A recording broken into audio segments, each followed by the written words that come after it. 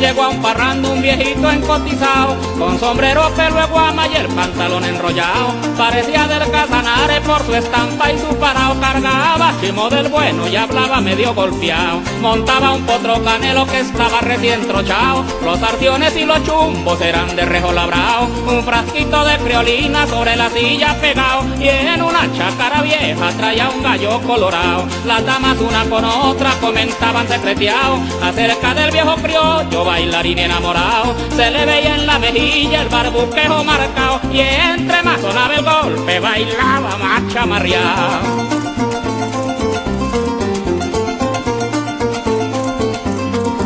Viejo con el pelo blanco lleno de arrugas cuñao, pero con una garganta clarita como un carrao. Pa' enamorar a las mujeres un parlamento sobrao, y saludaba a la gente cariñoso y palmoteado. Esa noche daba gusto ver al hombre emparrandao. Fue mucho el coplero bueno que se quedó arrinconao, cuando se pagó en el arpa a cantar contrapunteao. Verso a verso, macho a macho, qué viejo tan apretado.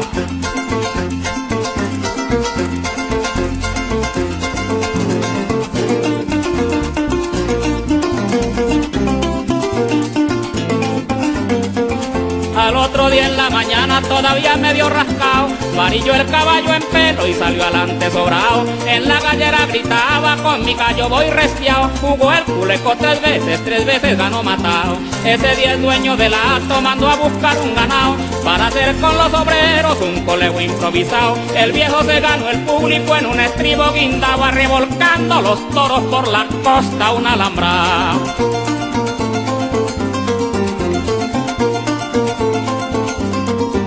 A la hora del jaripeo todo el mundo quedó admirado, viendo el viejo jineteando un padrote en Chihuacao. Se le miraba el tierrero brincando remolineado, lo aplaudían y le gritaban, esos 10 llanos cuñao. El guapo de por allí estaba mal acostumbrado, que en toda fiesta peleaba y nunca le habían pegado. Ahí fue cuando salió el dicho, perro viejo latechao, pues lo dejó en un rincón, dormido y ensangrentado. Después de tantas hazañas con el sol de lo venao, se despidió satisfecho y con el gallo pegado. Llevaba vivo el recuerdo de aquel parrando nombrado, y en ancas de su caballo la mujer del encargado.